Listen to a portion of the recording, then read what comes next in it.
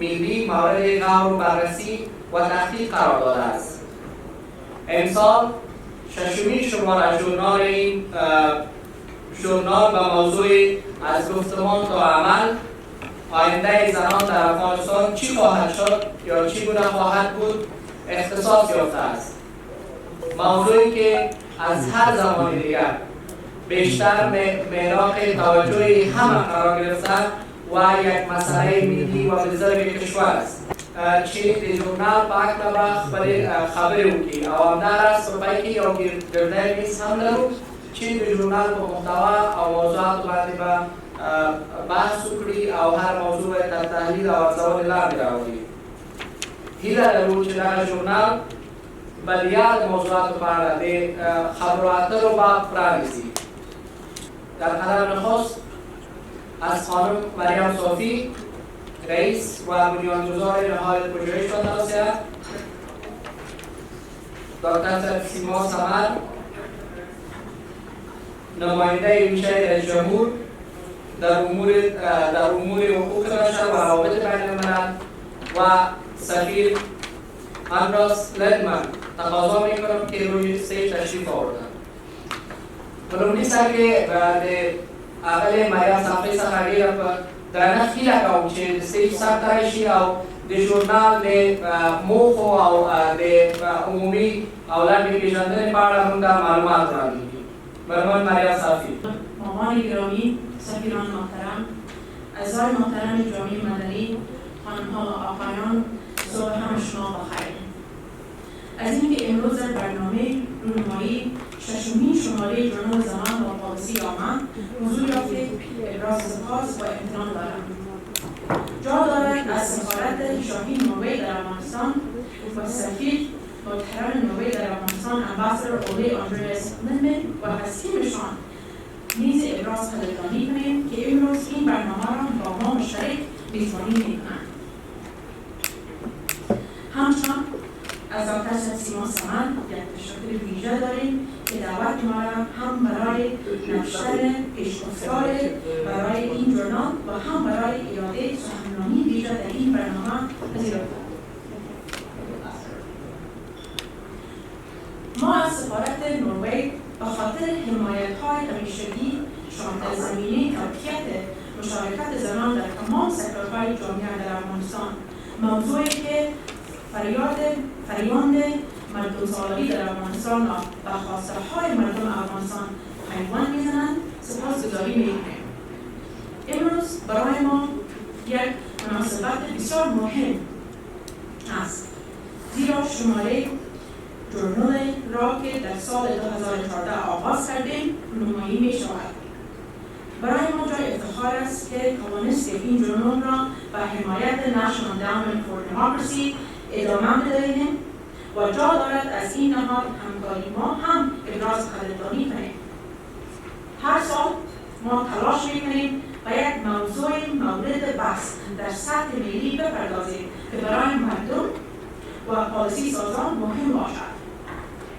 هدف من این است تا از یک طرف تحلیل عمیق و انتقادی ارائه کنیم و از طرف دیگر سفارش‌های پالیسی عملی را برای پالیسی سازان ارائه کنیم که بازتاب‌دهنده نگاه و دیدگاه‌های افغان‌ها باشد و ویژه زنان افغان، چون که ما می‌دانیم که تاثیر جنگ و پیامدهای آن بر زنان متفاوت‌تر است.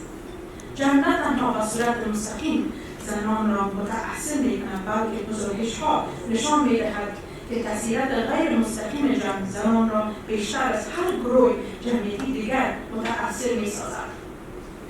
از همین رو افزایش نقش و مشارکت زنان در تصمیم‌گیری راجع به تمام مسائل ملی مهم و حیاتی است. در 6 سال گذشته هدف اساسی ژورنال زنان و پالیسی آمد همین بوده که صداهای زنان را در گفتمان‌های ملی افزایش بدهیم. در همین راستا این ژورنال تنها و نشر مقاله‌های پژوهشی زنان بسنده نمی‌کند، بلکه عین حال نویسندگان ژورنال را در یک برنامه ظرفیت فرمایی 1 ساله شامل می‌سازد تا آنها دانش، مهارت‌ها و ابزارهای انجام یک تحقیق مبتن بر شواهد را فرا گیرند و بتوانند به موضوع مقاله خود انتقادی و تحلیلی برخورد کنند. این ژورنال همچنان مورد دوبار تخصصی یا یک پیر ریویو قرار می‌گیرد که یکی از مهمترین دستاوردهای این ژورنال بوده است. از سال 2014 تا کنون نهاد پژوهش و توصیه با 68 نویسنده کار کردند و 68 مقاله پژوهشی در 6 شماره این ژورنال به چاپ رساندند. هر مقاله 1 سال زمان می‌گیرد تا آماده چاپ شود. از طرح سوال تحقیق گرفته تا سازماندهی تحقیق، مرور ادبیات تحقیق، جمع‌آوری دارایی‌های اولیه، مرحله مختلف ویرایش و پیر ریویو. این مراحل در هر یکی از این ژورنال‌ها دنبال می‌شود. Ladies and gentlemen, this year's journal is a reflection of this rigorous process, in an activity that DROS conducts to ensure that women's perspectives are considered in the development of all policies that impact them directly and, of course, indirectly. The phrase, the Afghanistan of today is not the Afghanistan of 2001, is a common refrain among women activists, human rights defenders, civil society actors, and public officers in Afghanistan. While this new reality is unambiguously evident given the immense scale of achievements made towards the promotion and protection of women's rights in all social spheres, much still remains to be done. These efforts began in the immediate aftermath of the fall of the Taliban regime, a regime during which women and girls were discriminated against in several ways. When they ruled Afghanistan from 1996 to 2001, the Taliban enforced their version of Islamic Sharia law. They banned women and girls from attaining education, working, and leaving the house without a male chaperone. Moreover, since the Taliban prohibited women from accessing healthcare delivered by men, healthcare was virtually inaccessible to women. Today, Afghan women comprise a little over 70% of the national workforce and 1.4% of the personnel in the security sector. These are nevertheless achievements that must be sustained and ensured. Aimed at presenting a clearer and more grounded picture of how far Afghan women have actually come in the last 2 decades, each of the 11 research papers contained in this journal do the following. 1, they take stock of the achievements, and B, they highlight the gaps and barriers that continue to create major impediments to consolidating the gains. The goal is to provide policy recommendations to decision makers to be able to effectively address these concerns, and to do so from the perspectives of Afghans themselves. Each contribution also provides concrete recommendations to assist national and international policymakers in plugging these very gaps, and especially as the country enters a new decade, one that will unapologetically be measured against how the country achieves self-reliance and local ownership in its pursuit for sustainable peace. To that end, each article stresses upon the importance of investing in education, training, raising awareness, and ultimately engendering stronger political will in every sector, including but not limited to governance, sports, economy, music, filmmaking, journalism, security, and peace building. to ensure that the achievements made by women are consolidated and the struggle for equal rights, access and opportunity progresses towards these very intended outcomes. It gives me great pleasure at this particular moment to introduce to you all this year's authors, whom I won't name because we have a video that we will be playing.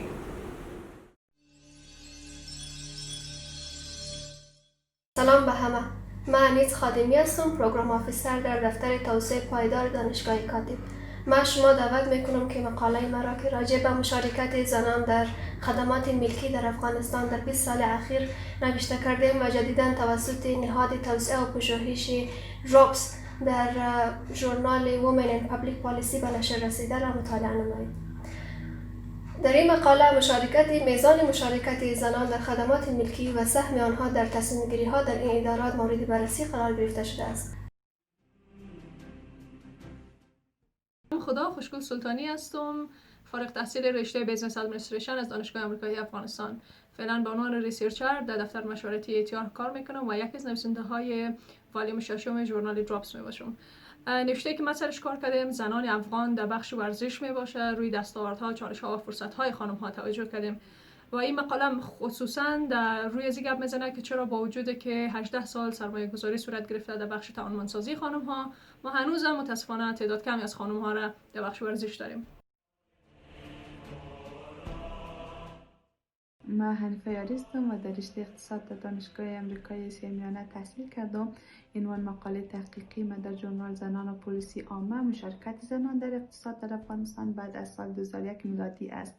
در این مقاله من نخست بستر حقوقی مشارکت زنان در بخش اقتصاد بررسی و تحلیل کردم. سپس برنامه‌ها و پروژه‌های مختلف برای تقویت مشارکت زنان در اقتصاد مرور و بررسی کردم و دستاوردها و چالش‌های فراروی مشارکت زنان در این حوزه را شناسایی و تحلیل نمودم. سلام و عرض ادب خدمت دوستان. نادیه قاسمی هستم، محصل سال 4 دانشگاه آمریکایی افغانستان در رشته اقتصاد و موضوع ورق تحقیق ما زنای افغان در بخش موسیقی بوده. با وجود مشکلاتی که در سر راه زنای افغان در بخش موسیقی وجود داره، اما باز هم امیدواری دیده شده. سلام، مسعود ابراهیمی هستم، یکی از نویسندگان و همکاران مرکز تحقیقاتی دراپس که در ژورنال زنان و پالیسی عامه همکاری کردم. موضوع مقاله‌ای که من روی از کار کردم زنان و حضورشان در سینمای افغانستان بود که تحقیقات من نشان داد که حضور زنها در عرصه سینما و صنعت سینمای افغانستان بسیار کمرنگ هست و متاسفانه با زنان در این عرصه با مشکلات و محدودیت‌های زیادی دست و پنجه نرم می‌کنن و حمایت دولت را هم همراه خودشان ندارن. Hello everybody, this is Sanat Alwasa, a lawyer highly interested in human rights and women's rights concepts in Afghanistan. د افتخار ځای ده چې د دې فرصت مې درلوده ترڅو یو څو پاراګرافه د دراپس د ښځو او عامه پالیسي مجلې ته لیکنه ولرم. The paper is titled Rethinking Policies to Protect Women's Role in the Public Sphere of Life in Afghanistan.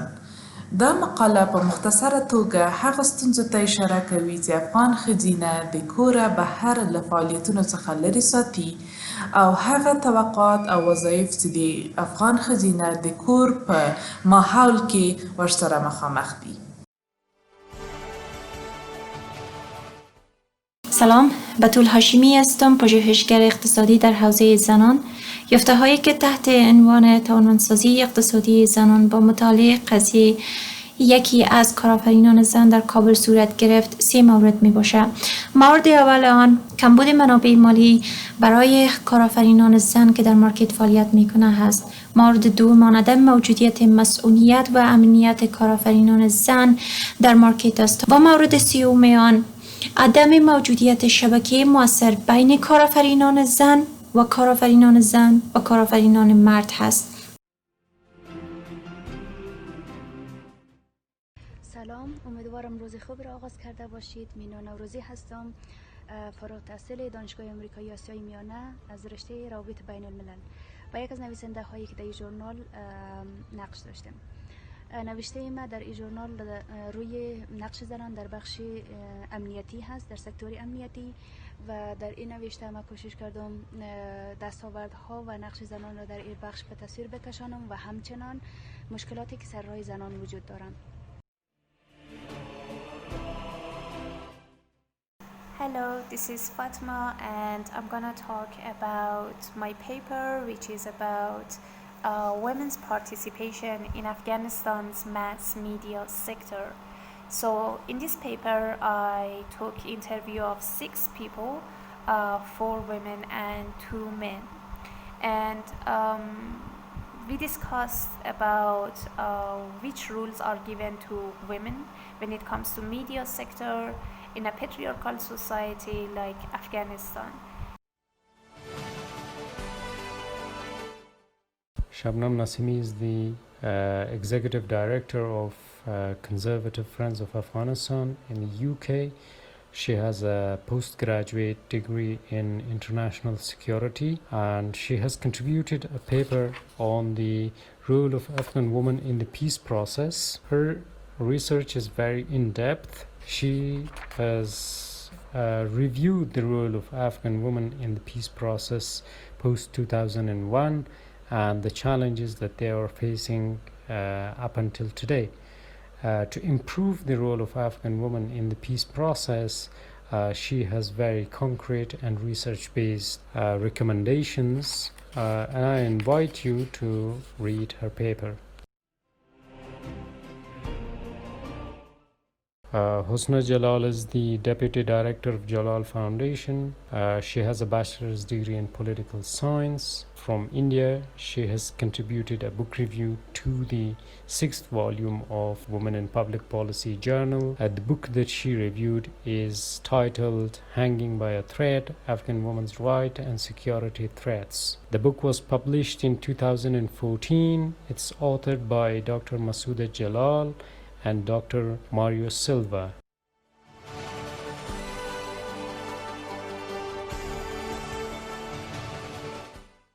And that's an end for my points, and I thank you all for being here with us today.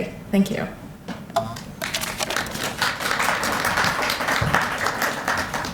از خانم مریم صافی رئیس نهاد توسعه و پژوهش بسیار زیاد تشکر میکنیم که در رابطه با ژورنال صحبت‌های همه‌جانبه داشتن و به بحث پرداختن. حال هم فرصت از این میرسه که به دکتر صاحب سیما سمر سخنران ویژه برنامه ما وقت بدیم تا در رابطه با ژورنال صحبت‌های داشته باشم. به نام خداوند آزادی و برابری. دوستان محترم، سفیر نروژ مریم جان، سفرای کشورهای دیگه، خانم سیسیلیا اینجا است از هلند، سفیر سویدن است. خانم ها و آقایان، صبح شما بخیر. با تمام احترام از دوستا خواهش میکنم که برای 30 ثانیه ایستاده شوند و احترام بکنن به قربانیان جنگ در افغانستان. امیدوارم داینده نداشته باشیم.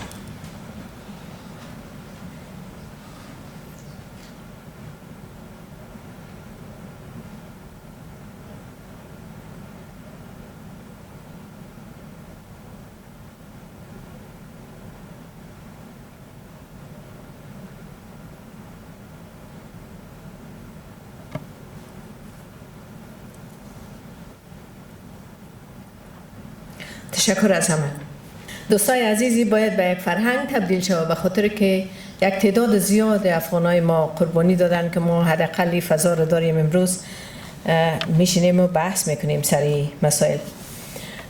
فکر میکنم همگی میفهمن که زنان به عنوان عنصر اصلی تداوم دهنده یا تداوم دهنده نسل بشریت است. ایره هیچ کس انکار کرده نمیتونه که بدون زن ما نمیتونیم نسل بشریت تداوم بدیم. به این خاطر است که موجودیت اینها در تمام مسائل، در تمام قضایای یک کشور یا یک جامعه یا یک خانواده بسیار اساسی و بنیادی است. یعنی شما یک عنصر اصلی اساسی تداوم نسل بشریت نمیتونین بکشین که او شامل در ساختار پلیسی در پیشبرد تمام کارهای انسانی یا کارهایی که ما نیاز داریم بر تداوم زندگی او را به اصطلاح به تاثیر بسازیم یا او را به انزوا بکشانیم.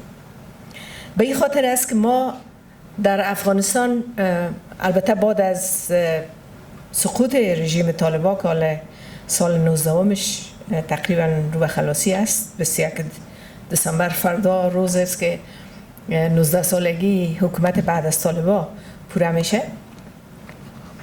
در این دوره البته یک مقدار فضا باز شد و زمینه را مساعد ساخت برای دسترسی تمام افغان ها و خصوص دسترسی خانم ها به تعلیم تربیه و تعلیم تربیه رول اساسی را در بهبود وضعیت در یک جامعه انسانی داره. بدون دانش، بدون تعلیم تربیه ما نمیتونیم یک جامعه بشری رو پیش ببریم.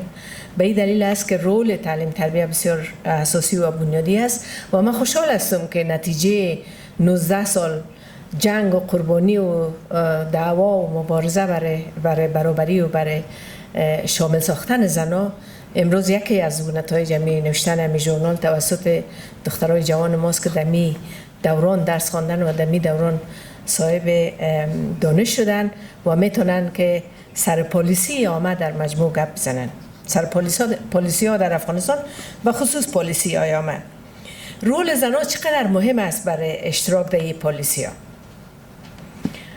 دوستای عزیز، شما میبینین برای می پروگرام های بازسازی که در افغانستان صورت میگیره به خاطر ازی که در پلان سازی و در پالیسی سازی از او زنها شریک نیست، ما میبینیم که چقدر به اصطلاح دوستانه نیست نسبت به زنها یا زمینه ساز سهولت های بیشتر بر زنان نیست. من براتون مثال میتم. مثلا سرک کابل قندهار ساخته شد، در حدود بیشتر از 600 یا 700 میلیون دلار مصرف شده. با تاسف فرعون کال خراب شده و هر روز هم خراب کرده میرن. کسایی که طرفدار پیشرفت جامعه و حتی دسترسی مردم در راه بهتر نیست تخریب کرده میرن. در این سرک با این مقدار پول که مصرف شده در هیچ جای شما نمیبینین که 5 تا تشناب ساخته شده باشه که زنا بتونه از او استفاده کنه. خود جامعه افغانستان است، ما همگی ما میفهمیم که مردای افغانستان یا مردای دیگه دنیا از موتر پایان میشن میرن در طرف استاد میشن. اما ضرورت های انسانی رو که ما هیچ انکار کرده نمیتونیم. یادآوری از این گپا یعنی چشم سفیدی نیست، نیازمندی های اساسی انسان است. اما زنها چی کنن؟ زنه که من یعنی خودم یا کس دیگه مثل من یا خواهرم یا یک کس دیگه اگر تصمیم داره که فردا قندهار بره یا هلمند بره، شب پیشتر حتی او نمیخوره، غذا نمیخوره. این چی رو میرسانه؟ این رو میرسانه که چقدر همی پالیسی های ما پالیسی های مردانه و محافظه‌کارانه است. یعنی نمیخوایم حتی دمی رابطه گپ بزنیم. وقتی که شما 600-700 میلیون دلار سر یک سرک مصرف میکنین، 2000 دلار که حاضر نیست که 3 تا تشناب بسازه. یعنی یک 3 تا تشناب اگه بسازن 2000 دلار بیشتر مصرف نمیشه. ولو تشناب بسیار اصلی و خوب بسازن.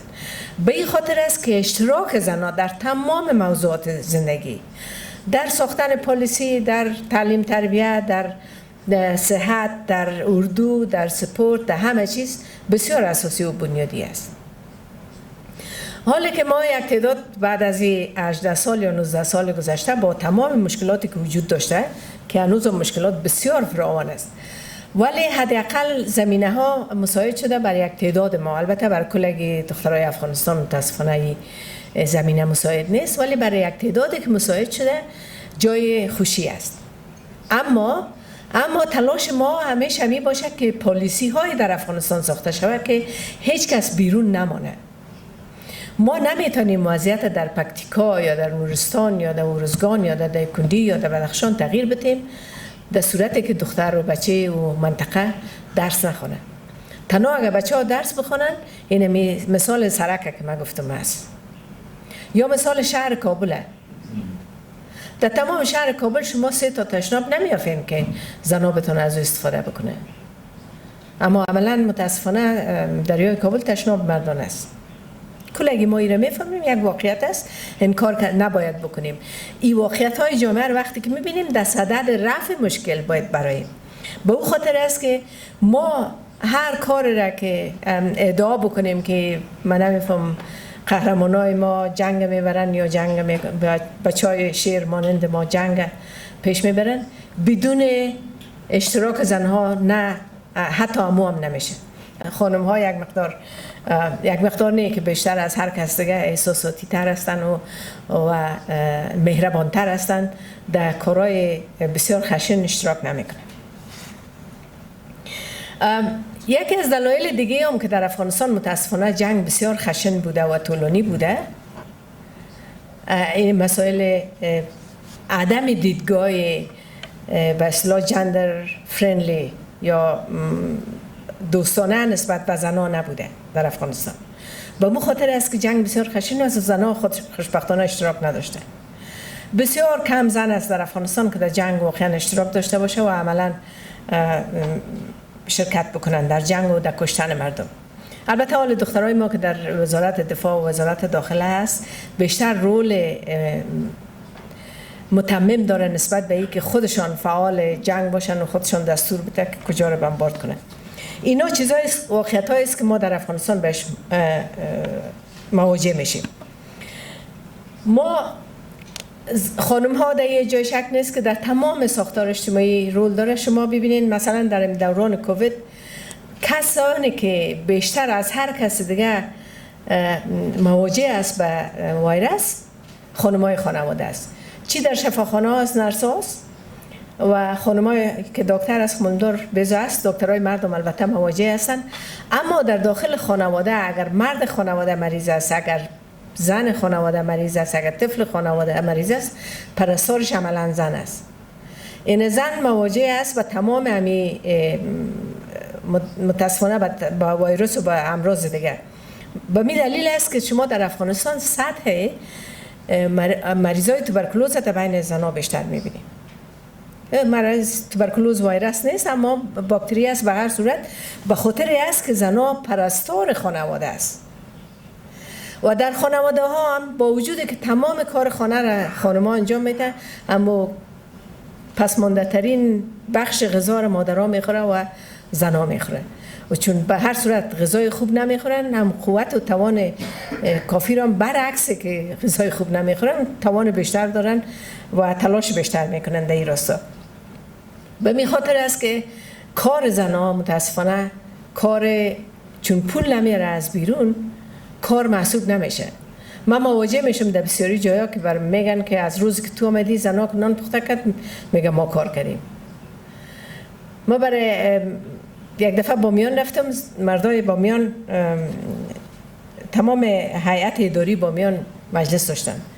یکی از ولسوالی‌ها هم هیئت اداریش تمام شد.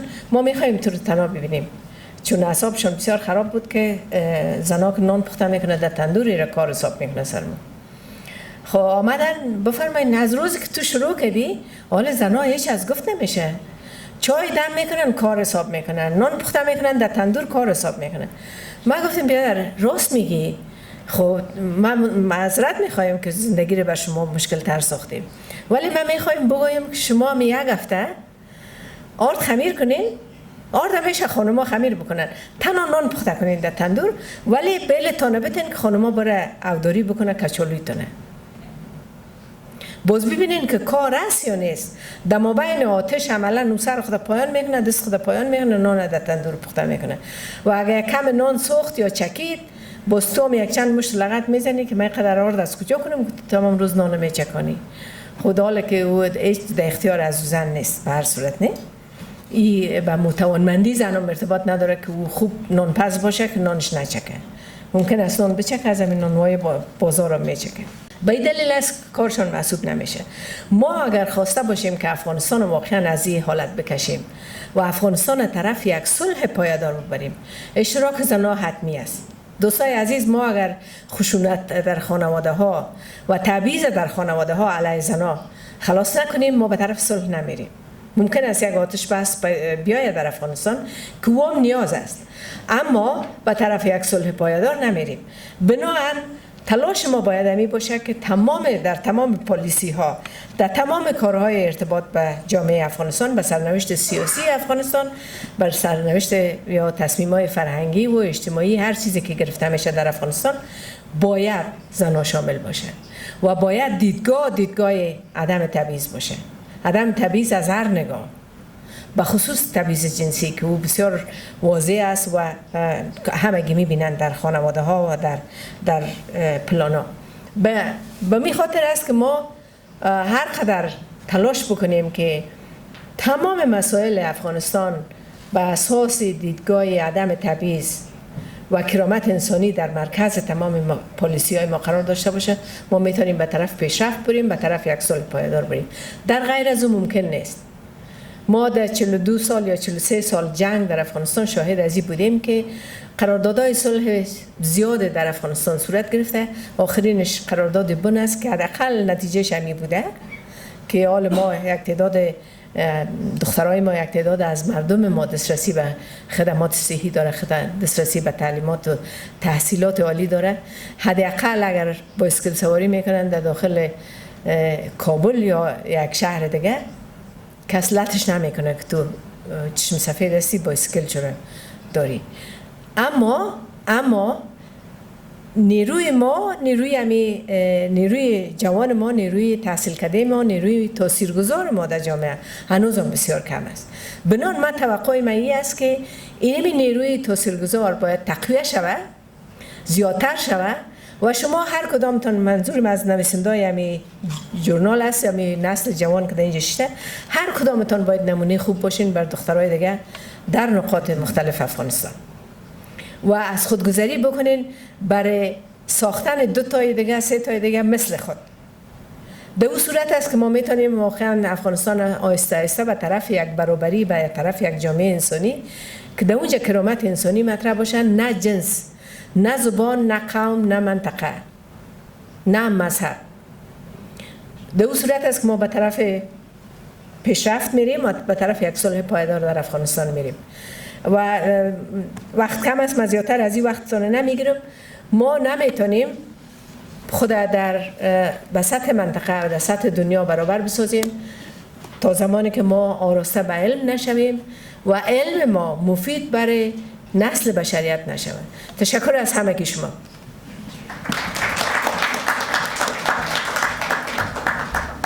د بشر حقونو او نړیوالو چارو کې د دولت وزارت وزیر څخه ډیره زیاته مننه کوو چې د ښځو په ونډه باندې او په پالیسو جوړونه کې د دې پر غنډه ونډه باندې ټینګار وکړ. اوس هم وار رسیږي د افغانستان کې د ناروې سفیر ته چې خپل وینا ولري.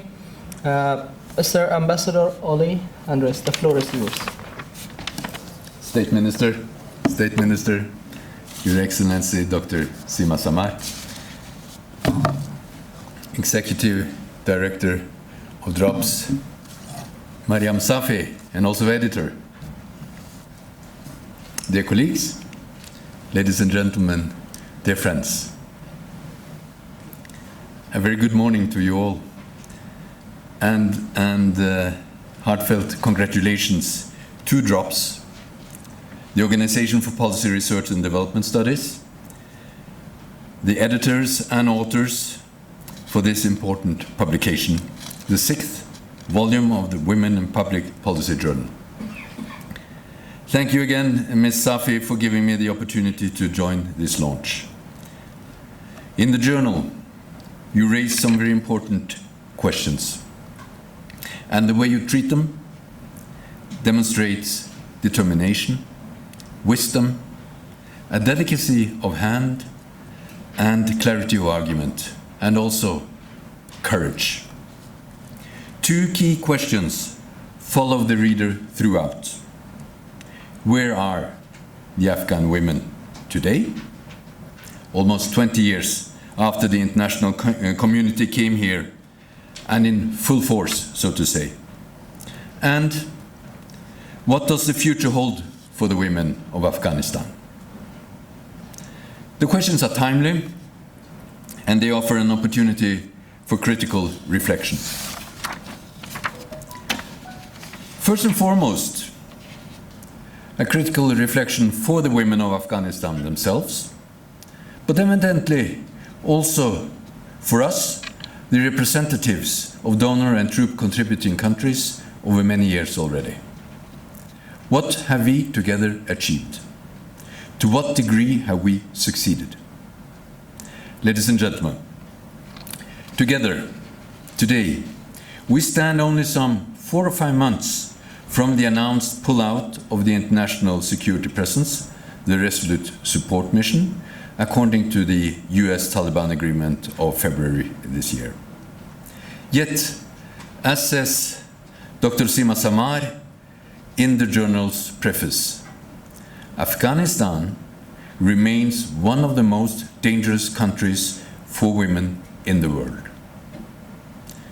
In the journal, the authors reflect on women's progress and challenges in civil service, sports, music, film, security, media, the public sector, and not least, peace building. Analyzing this from women's own perspectives gives weight to the policy recommendations. In this journal, women speak for themselves. They have their own voice. We should listen. Listen carefully and seek to understand the challenges and policy recommendations offered. And I think it is important to stress that there is no such thing as women's rights. There are only human rights, equal to women and men alike, to all human beings, universal and indivisible. In her editor's note, Mariam Safi addresses the re-emergence of an insurgent Taliban policy, rising insecurity and civilian casualties, and what I find interesting but equally disconcerting for the women and youth of Afghanistan, there is a growing rural-urban divide. Safi's point is that this gives rise to a cyclical process of traumatization, and that the dynamics at play between the forces for building peace and for spoiling the chances of peace are effectively narrowing the space for women. Women in rural areas, in particular, are at risk of losing out. Instead of the opening of a new and wider space, in accordance with the rights for women and other groups enshrined in your constitution, the reality is one of stagnation or even reversal.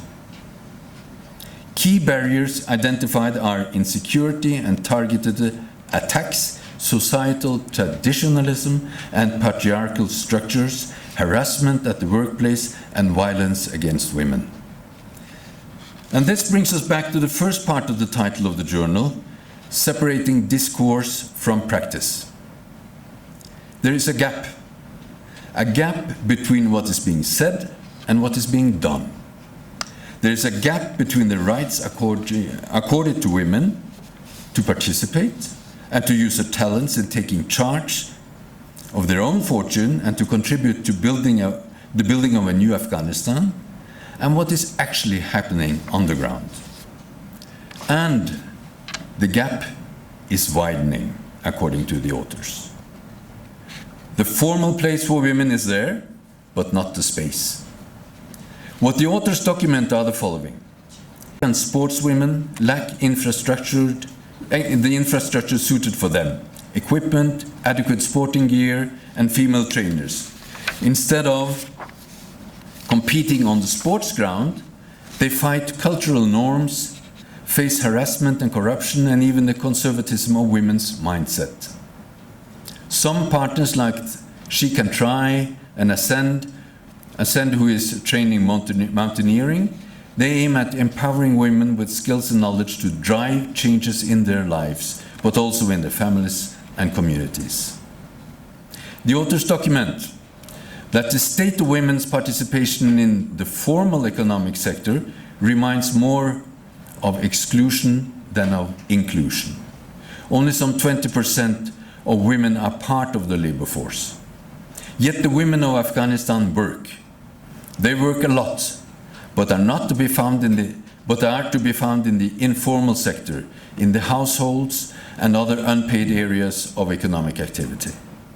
This represents a momentous loss of economic opportunity for women and the households, but also for wealth creation at the macroeconomic level. Rule of law and the free exercise of rights are an issue, as women in reality do not enjoy equal inheritance and property rights, cannot borrow on collateral, do not have access to credit and financing. Instead of being providers, women are locked into structural dependency. The authors also document that there are some positive developments. There is still an upward trend in women's participation in the security sector, female forces, trainers and advisors in security institutions. And that the rise of the independent media also engenders an increase in the presence of women in the media, that the mass media is a space where women can get their voice out and can be heard, and that the media sector gradually may provide changes towards gender equality. But still, the media is, as we know, a dangerous place for women in particular. Finally, the authors document that women have been able to organize themselves in effective women's networks, like the Afghan Mechanism for Inclusive Peace, the Afghan Women's Network, the Women's International League for Peace and Freedom, the Afghan Women's Peace and Freedom Organization, and to establish provincial peace councils and other structures of indirect and direct representation, consultative mechanisms, and practical ways of channeling mass action into public decision-making. Finally, I would again like to recognize DROPS for its work. DROPS is doing a remarkable job by rallying women's resources and sharing women's analysis, as well as offering policy recommendation to decision makers. DROP's role in the establishment of the Afghan Mechanism for Inclusive Peace is equally remarkable.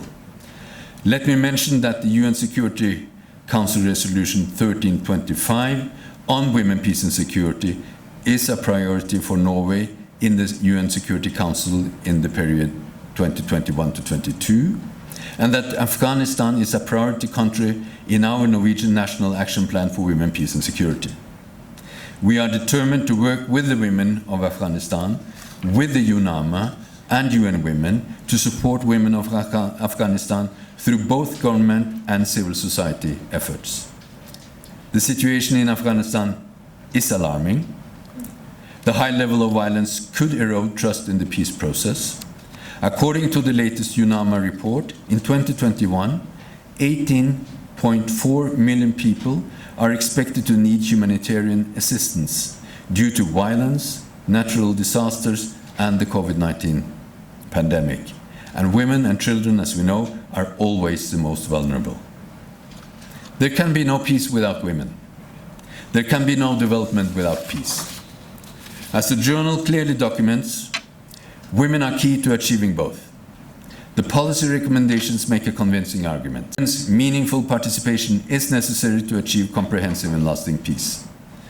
Broader and freer inclusion of women in all political, societal and economic life is necessary for the future prosperity and general well-being of the country, for building the state and for peace building. The women of Afghanistan have every right to take active part in constructing their society and future, and a decisive role in the construction of a new Afghanistan at peace with itself.